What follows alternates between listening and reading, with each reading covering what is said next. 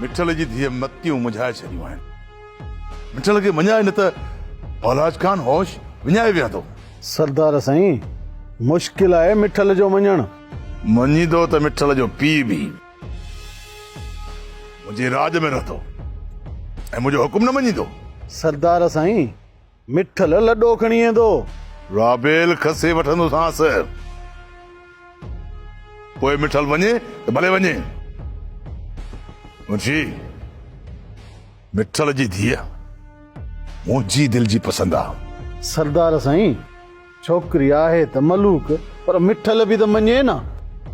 रोज मिठल सां मिलंदो कर मुंशी, ऐं मिठल खे राज़ी कर त राबेल खे हिन महिल जी राणी बणायां।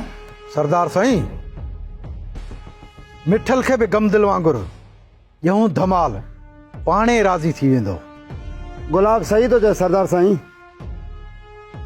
राज जे माण्हुनि खे मिंथ कंदो त मथे ते चढ़ी वेंदा, ॾियूंसि त साटो पाणे सिधो थी वेंदो। न आगमन, ईअं न कबो। मिठल खे मोहबत सां मञाइबो। हिकिड़ी ॻाल्हि ज़हन में रखो, जेकॾहिं मिठल राति जे पेट में लॾो खणी हलियो वियो न, मां तव्हांखे ज़िंदा कोड़े छॾींदुसि। सरदार साईं, मिठल हर वक़्तु असांजी नज़र में हूंदो। सरदार साईं, मिठल जी मजाल आहे जो ॻोठु छॾे वेंदो, असां माण्हू जो मिठल जो निकिरी वेंदो। सरदार साईं, मिठल खे धरती जे मथां त वञण कोन ॾींदासीं। ये कोए वांगुरु ज़मीन में दर हणी निकिरी वियो त पोइ असांजो ॾोह न आहे। सरदार साईं, मिठल ॻोठ मां भॼी कोन सघंदो। कहिड़े बि तरीक़े मिठल ॻोठ या तर छॾे वियो न, मां तव्हांजे जिस्म तां गोश्त रोड़े वठंदुसि। सरदार साईं, हिननि जे आसरे मिठल धी परणाए वेंदो ऐं असांखे वरी पोइ ख़बर पवंदी।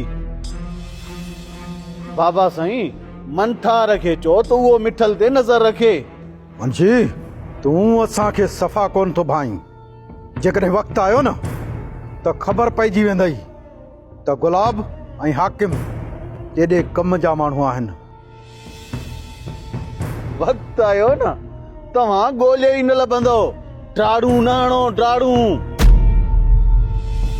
न त मल्हार खे चवंदो सो वरी ॿधंदो वण सां। मुंशी, मल्हार नूरल जे चवण ते मिठल जी धीअ जो आसरो पलियो या तव्हां मंठार खे त खणेसि सिर। बाबा साईं, मल्हार आहे ज़िद्दीरो,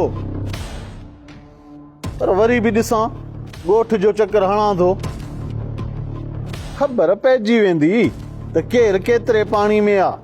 वञ मुंशी, पर मिठल ते हथ हल्को रखजांसि ऐं चइजांसि त राबेल खे इजाज़त ॾे त ॿकरियूं चारे। ॿाहिरि ईंदी त दीदार त थींदो न। मुंशी जेसिताईं राबेल खे पंहिंजी कुंवार बणायां, तेसिताईं दीदार थींदो रहे त औलाज खान बादशाह।